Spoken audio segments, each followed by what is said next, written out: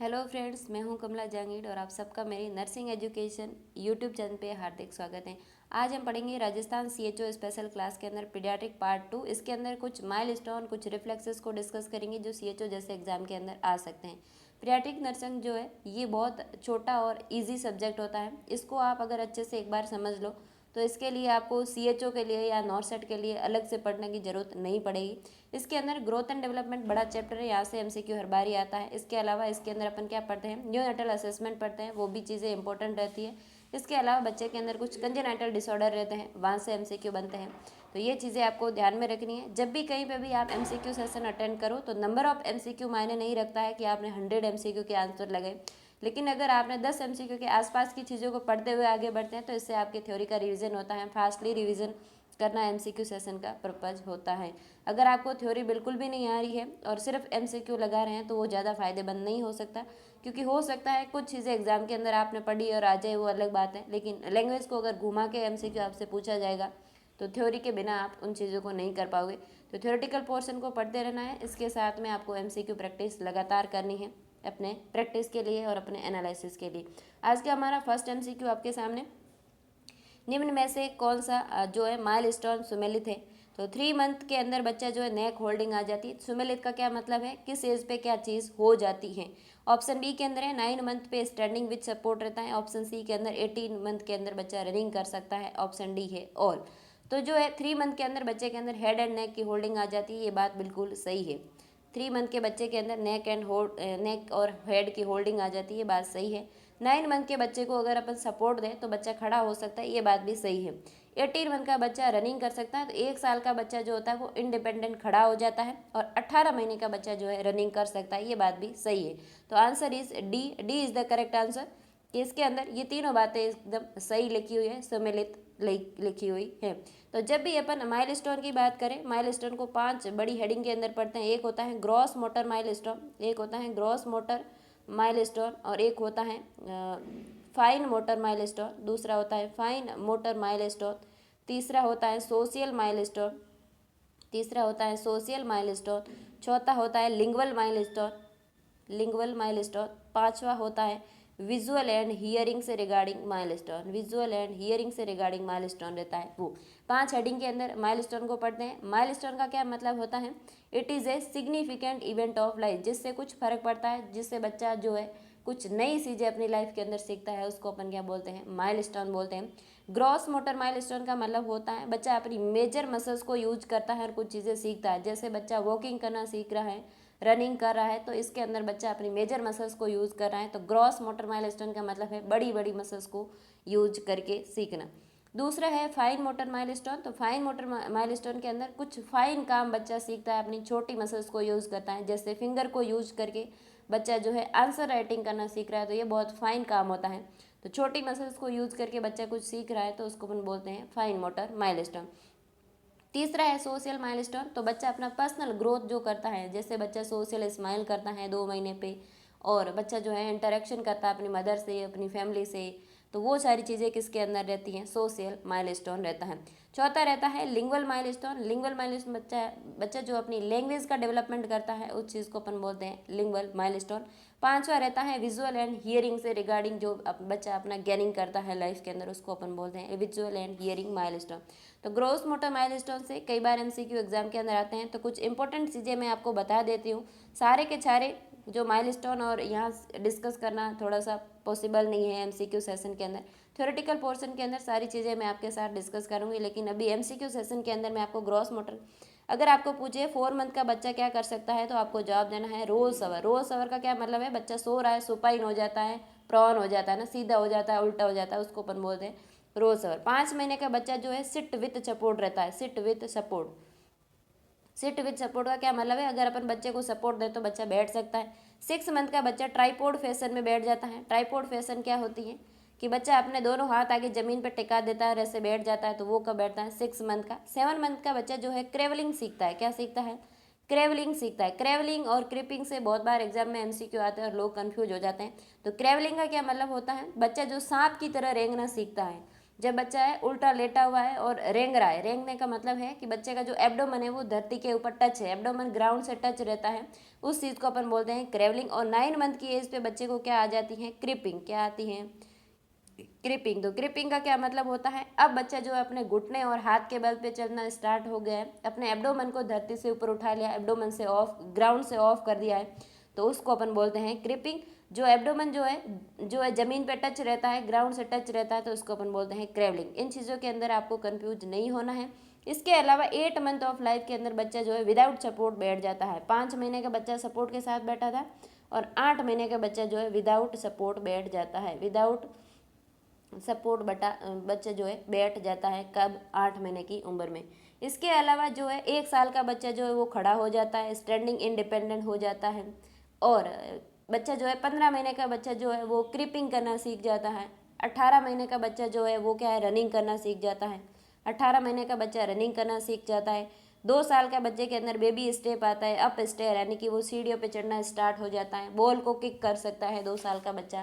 2.5 साल का बच्चा जो है ये क्या है, वॉक अप स्टेयर कर लेता है अल्टरनेट फिट से। अल्टरनेट फिट का क्या मतलब होता है, एक बार राइट लेग को आगे किया फिर लेफ्ट लेग को आगे किया, इसको अपन क्या बोलते हैं, अल्टरनेट फिट बोलते हैं। 3 साल का बच्चा जो होता है ये साइकिल चलाना सीख जाता है ना। साइकिल कब चलाना सीखता है, 3 साल का बच्चा। 4 साल के बच्चे के अंदर हॉप्स आती है। हॉप्स का क्या मतलब होता है, लंगड़ी टांग से जो गेम खेले जाते हैं उसको। 5 साल का बच्चा जो होता है ये क्या कर सकता है, स्कीपिंग कर सकता है। स्कीपिंग का क्या मतलब होता है, रस्सी कूदने वाले गेम खेल सकता है। ये सारी चीज़ें जो है ग्रॉस मोटर माइलस्टोन के अंदर इंपॉर्टेंट रहती हैं। इसके अलावा फाइन मोटर माइलस्टोन रहते हैं। इसके अलावा फाइन मोटर माइलस्टोन रहते हैं। तो फाइन मोटर माइलस्टोन के अंदर क्या होते हैं, एक होता है बाईडेक्टरस रिच। बाईडेक्टरस का मतलब है दोनों फिंगर का यूज करके, बाईडेक्टरस रिच। बाईडेक्टरस रिच बच्चे के अंदर कब आती है, तो आपको जवाब देना है 4 मंथ के अंदर बच्चा बाईडेक्टरस रिच रहता है। फिर 6 मंथ के बच्चे के अंदर यूनी डेक्सटरस रिच रहती है। यूनी का मतलब होता है एक हाथ से हर चीज़ को कर लेता है।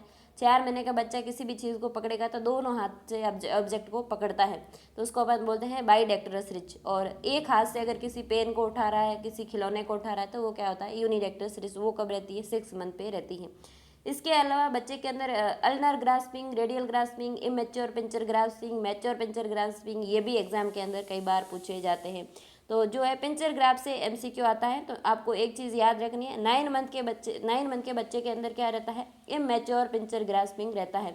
इमेच्योर पिंचर ग्रास्पिंग रहता है। पिंचर ग्रास्प के अंदर बच्चा थंब और जो है अपनी फिंगर को यूज़ करता है और किसी चीज़ को पकड़ता है, तो उसको अपन बोलते हैं पिंचर ग्रास्पिंग। तो 9 मंथ में इमेच्योर रहती है। 12 मंथ के ऊपर बच्चे के अंदर मैच्योर ग्रास्पिंग आ जाती है, मैच्योर पिंचर ग्रास्प आ जाता है। ये चीज़ें भी आपको ध्यान रखना है। इसके अलावा कुछ ब्लॉक्स बनाता है बच्चा, तो वो भी एग्जाम के अंदर पूछे जाते हैं। 15 मंथ का बच्चा जो है 2 क्यूब्स का ब्लॉक टावर बना सकता है। 18 मंथ का बच्चा 3 क्यूब का बना सकता है। और 2 ईयर का बच्चा 6 ब्लॉक बना सकता है।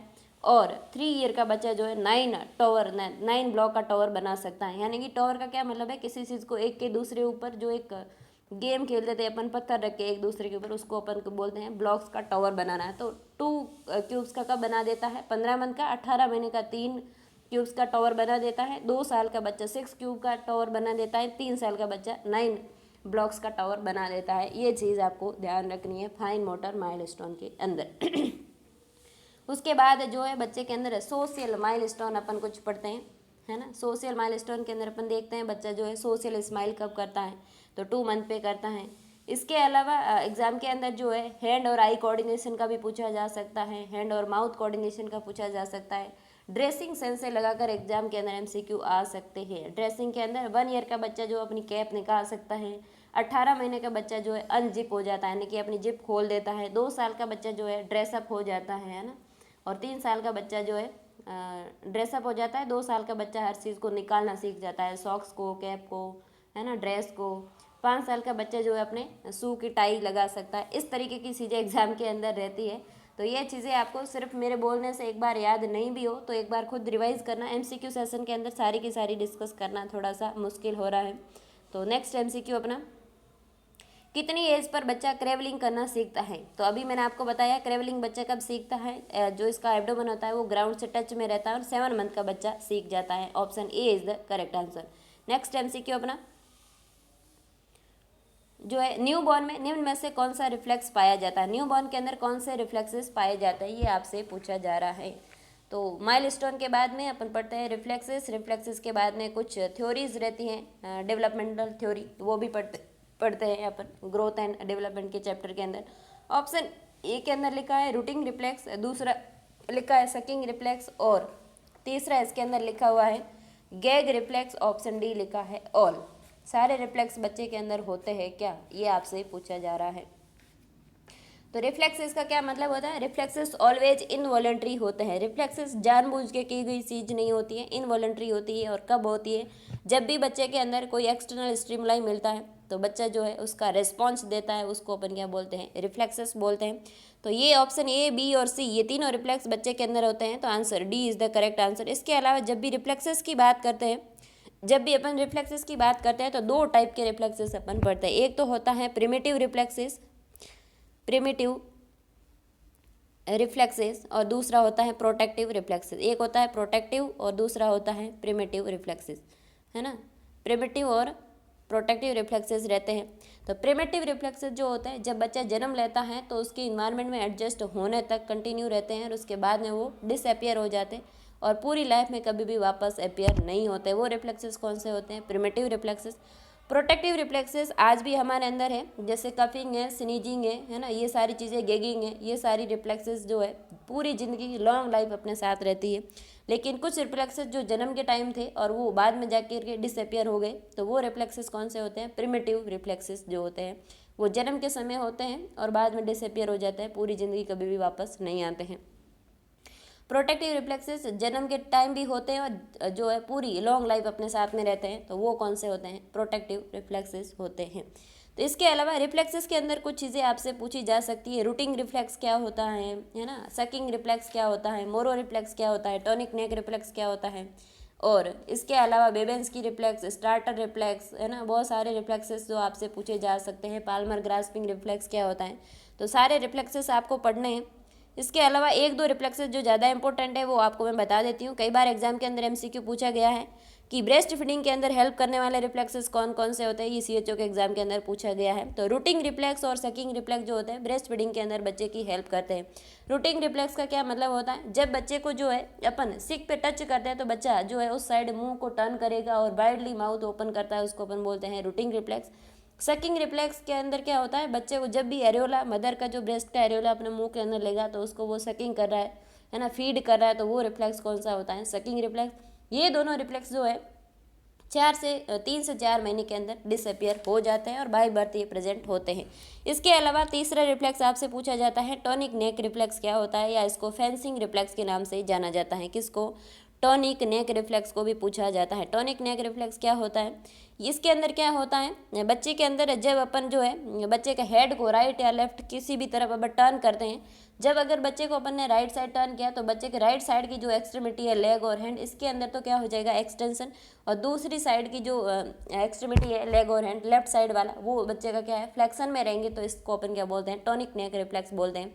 इसको फेंसिंग रिफ्लेक्स इसलिए बोलते हैं क्योंकि ये योद्धा वाली पोजीशन होती है ना, जब योद्धा युद्ध करते हैं तो वो अपना भाला आगे रखते हैं, तो ये एक्सटेंशन रहता है एक एक्सट्रीमिटी में। तो ये चीज़ें क्या होती है, एग्जाम के अंदर पूछी जा सकती है। टॉनिक नेक रिफ्लेक्स भी 3 से 4 महीने पे जाकर के डिसअपियर हो जाता है और उसके बाद ये रिफ्लेक्स क्या हो जाता है, सिमेट्रिकल टॉनिक नेक रिफ्लेक्स के अंदर आ जाता है। इसके अलावा आपको मोरो रिफ्लेक्स के बारे में पूछा जा सकता है। मोरो रिफ्लेक्स बहुत फेमस है, ये एग्जाम के अंदर पूछा जा सकता है। मोरो रिफ्लेक्स के अंदर क्या होता है, अगर किसी बच्चे ने हॉरिजॉन्टल पोजीशन में अपन ने बच्चे को पकड़ा है और एक हाथ से उसकी पूरी बॉडी को सपोर्ट दिया है, दूसरे हाथ से अपन ने क्या किया, बच्चे के हेड और नेक को सपोर्ट किया है। जैसे ही अपने हेड और नेक वाला जो सपोर्ट है वो हटाते हैं तो बच्चे के अंदर 3 एक्ट होते हैं। 3 एक्ट क्या क्या होता है, एक तो होता है एबडक्शन, दूसरा होता है एडक्शन, दूसरा क्या होता है एडक्शन, और तीसरा होता है क्राई। एबडक्शन का मतलब होता है किसी भी बॉडी पार्ट के बीच में जो है एंगल का बढ़ जाना। एडक्शन होता है दूर जाना, है ना, बॉडी से दूर की तरफ कोई चीज़ जा रही है, यानी कि बच्चा जैसे ही ऐसा अपन करेंगे, हेड और नेक का सपोर्ट हटाएंगे तो बच्चा क्या करेगा, अपने हाथ को फैला देगा ऊपर, और उसकी जो फिंगर होगी वो पोजीशन कैसी हो जाएगी, सी शेप की पोजीशन हो जाएगी फिंगर की। उसके बाद बच्चा क्या करेगा, तुरंत अपने हाथ को अपने शरीर के पास चिपका देगा, तो उसको अपन बोलेंगे एडक्शन, ऐड कर देगा हाथों को। उसके बाद बच्चा जो है जोर से क्राई करता है, ये चीज़ मोरो रिफ्लेक्स के अंदर होती है। और मोरो रिफ्लेक्स जो है जो एक ऑथेंटिक बुक के अंदर लिखा गया है कि मोरो रिफ्लेक्स कब डिसअपियर होता है, तो आपको जवाब देना है 5 to 6 मंथ के अंदर डिसअपियर हो जाता है। अगर आपको बेस्ट जवाब देना हो 5 और 6 दोनों ऑप्शन में है तो आपको जवाब देना है 6 मंथ में मोरो रिफ्लेक्स डिसअपियर हो जाता है। एक स्टार्टर रिफ्लेक्स रहता है, उसके अंदर भी ये तीनों एक्ट सेम रहते हैं, एबडक्शन, एडक्शन और कराई वाला जो है ये सेम रहता है, लेकिन इसके अंदर जो स्टिमुलाई का तरीका होता है वो अलग होता है। लाउड वॉइस का जो स्टिमुलाई बच्चे को मिला है, मान लो एक रूम के अंदर बच्चा पालने में सो रहा है, अपने जाके जोर से आवाज़ की उसके पास, और बच्चा जो है एकदम से एबडक्शन करके जोर से क्राई कर रहा है, तो वो रिफ्लेक्स कौन सा होता है? Starter reflex. और वो कब डिसअपियर हो जाता है? 3 to 4 मंथ में डिसअपियर हो जाता है। इसके अलावा मोरो रिफ्लेक्स अबनॉर्मल कब होता है? इरब्स पाल्सी या क्लम्पकिंस पाल्सी हो जाती है बच्चे के अंदर, तो अबनॉर्मल हो जाता है मोरो रिफ्लेक्स। इरब्स पाल्सी को वेटेटिव पाल्सी के नाम से जाना जाता है। इसके अंदर अपना सर्वाइकल रीजन की 5 और 6 वाला पोर्शन अगर इन्वॉल्व होता है तो उसके अपर हैंड के अंदर पैरालिसिस और लोअर हाथ के अंदर क्या है? ग्रेस्पिंग प्रेजेंट रहता है। ये चीज़ होती है इरब्स पाल्सी में। क्लम्पकिंस पाल्सी के अंदर जो है C7, C8 और T1 वाला पोर्शन जो है स्पाइन का इन्वॉल्व होता है, तो बच्चे हैंड के अंदर क्या है? पैरालाइज होता है। उस चीज़ को अपन क्या बोलते हैं? क्लम्पकिंस पाल्सी बोलते हैं। क्लम्पकिंस पाल्सी वाले बच्चे का जो ये शोल्डर वाला टिप है ये थोड़ा अप साइड रहता है दूसरे के कंपेयर में। इसके अलावा पाल्मर ग्रास्पिंग के अंदर क्या है? कोई भी ऑब्जेक्ट बच्चे को हाथ में देता है तो उसको इनवॉलंटरी पकड़ लेता है, तो वो भी 3 से 4 महीने में डिसअपियर हो जाता है। इसके अलावा प्लांटर ग्रास्पिंग का MCQ आता है। प्लांटर ग्रास्पिंग का मतलब है अपनी फुट, जो अपना फुट है, पाँव की जो सोल है वहाँ पे अगर बच्चे को अपन पेन वगैरह कुछ रखते हैं तो वो फिंगर से ऐसे होल्ड करता है, उसको अपन बोलते हैं प्लांटर ग्रास्पिंग, और 8 मंथ पे डिसअपियर हो जाती है। इसके अलावा बेबेंस की रिफ्लेक्स आपसे पूछा जा सकता है, डांसिंग स्टेपिंग रिफ्लेक्स आपसे पूछे जा सकते हैं, डॉल्स आई रिफ्लेक्स आपसे पूछा जा सकता है, गैलांट रिफ्लेक्स आपसे पूछा जा सकता है, ग्लेबलार रिफ्लेक्स आपसे पूछा जा सकता है। ये सारे क्या रहते हैं? रिफ्लेक्सेस रहते हैं। तो थ्योरेटिकल पोर्शन के अंदर सारी चीज़ों को अच्छे से समझा सकती हूँ मैं। तो एक तो अपना इस वीडियो के अंदर फेस टू फेस कॉन्टैक्ट नहीं हो पा रहा है, दूसरा चीज़ क्या है, वीडियो इस MCQ सेशन के अंदर सारी चीज़ों को एक्सप्लेन करना थोड़ा सा मुश्किल रह रहा है। तो नेक्स्ट MCQ अपना क्या है? निम्न में से कौन सा युग्म सुमेलित है? गैग रिफ्लेक्स जो है कभी डिसअपियर नहीं होता है। दूसरा है कफिंग रिफ्लेक्स कभी डिसअपियर नहीं होता है। तीसरा है स्वेलिंग रिफ्लेक्स कभी भी डिसअपियर नहीं होता है। तो जी हाँ, अभी मैंने आपको रिफ्लेक्सेस बताई। ये तीनों रिफ्लेक्स कैसे हैं? प्रोटेक्टिव रिफ्लेक्स है जो पूरी ज़िंदगी अपने साथ रहते हैं, जन्म के समय भी होता है और पूरी ज़िंदगी अपने साथ रहते हैं। वो कौन से रिफ्लेक्सेस होते हैं? प्रोटेक्टिव। प्रिमेटिव रिफ्लेक्सेस जन्म के टाइम होते हैं और कुछ टाइम बाद ये डिसअपियर हो जाते हैं। तो ऑप्शन A, B और C ये तीनों भी रिफ्लेक्स कभी ज़िंदगी में डिसअपियर नहीं होते। ये बात बिल्कुल सही है, option D is the correct answer. अगर अपने पास गैगिंग रिफ्लेक्स नहीं है तो कोई चीज़ को अपन एस्पिरेट कर जाएंगे इजीली और लंग्स खराब हो जाएगा। कफिंग रिफ्लेक्स अगर आपके पास नहीं है तो कोई पार्टिकल आपके एरिया में गया है उसको आप एक्सपेल आउट नहीं करोगे, वो भी कहाँ चला जाएगा? लंग्स के अंदर। स्वेलोइंग रिफ्लेक्स होता है तभी तो अपन खाना पीना कर पा रहे हैं, तो स्वेलोइंग रिफ्लेक्स भी जिंदगी भर अपने साथ रहता है। इसके अलावा नेक्स्ट MCQ अपना है, नियोनेट में सेल्फ टॉयलेट ट्रेनिंग का माइलस्टोन कब आता है? तो ये चीज़ भी एग्जाम के अंदर पूछी जाती है, टॉयलेट ट्रेनिंग वाली। तो 2 साल के बच्चे के अंदर टॉयलेट ट्रेनिंग आ जाती है सेल्फ, या फिर 6 ईयर पे, या 5 ईयर पे, या फिर 4 ईयर पे कब आती है? तो आपको एक चीज़ ध्यान रखनी है, सबसे पहले कंट्रोल किस पे आता है? बोवल की। सबसे पहले बोवल कंट्रोल, उसके बाद आता है ब्लैडर कंट्रोल। सबसे पहले जो है बोवल कंट्रोल आता है, उसके बाद ब्लैडर कंट्रोल आता है। तो बोवल कंट्रोल कब आ जाता है? बोवल कंट्रोल जो है 2 ईयर पे और ब्लैडर कंट्रोल 3 ईयर पे। अगर बच्चे के अंदर जो है 5 साल के बाद भी बच्चा बेड वेटिंग का काम करता है तो इसको अपन बोलते हैं एनयूरेसिस। एनयूरेसिस क्या होता है? बच्चा बेड वेटिंग कर रहा है, अंदर ही यूरिन पास कर देता है 5 साल का बच्चा, तो उसके अंदर ये एबनॉर्मलिटीज़ होती है इसीलिए। और ये एबनॉर्मलिटीज़ कब होती है? जब उसकी मदर जो होती है उसको मेंटली बहुत ज़्यादा हरास कर देती है बच्चे को, तो ऐसे बच्चों के अंदर क्या है? एनयूरेसिस वाली कंडीशन रहती है। ये अपन साइकेट्री के अंदर कुछ बच्चों के डिसऑर्डर पढ़ते हैं, चाइल्डहुड डेवलपमेंट के डिसऑर्डर, तो साइकेट्री के अंदर वो पढ़ेंगे अपन एनयूरेसिस क्या होता है और एनकोपोरेसिस क्या रहता है। बोवल का कंट्रोल कब आता है? 2 साल पे, और ब्लैडर का कंट्रोल कब आता है? 3 साल के ऊपर आ जाता है। तो इसके अंदर 3 साल ऑप्शन में नहीं है, तो आप यहाँ पे 3 ईयर कर देना। 3 ईयर पे बच्चे के अंदर क्या है? सेल्फ टॉयलेट ट्रेनिंग का माइलस्टोन आ जाता है। और बोवल के अंदर जो है ये बच्चे के अंदर कब आ जाता है? 2 साल का बच्चा बोवल कंट्रोल कर सकता है। नेक्स्ट, आज के लिए इतना ही, हम मिलते हैं नेक्स्ट लेक्चर में, तब तक के लिए धन्यवाद। अगर आपको ये कंटेंट समझ में आ रहा है तो इस वीडियो को लाइक करना है, शेयर करना है मैक्सिमम लोगों के साथ। आने वाले टाइम के अंदर मैं नंबर ऑफ MCQ और इसके अलावा थ्योरेटिकल पोर्शन को आपके साथ एक्सप्लेन करने की पूरी कोशिश करूँगी।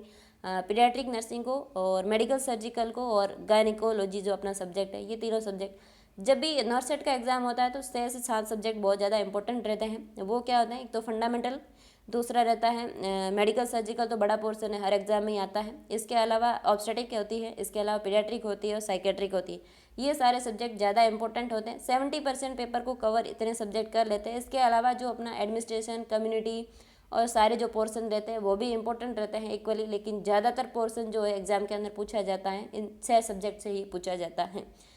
तो आज के लिए इतना ही, हम मिलते हैं नेक्स्ट लेक्चर में, तब तक के लिए धन्यवाद।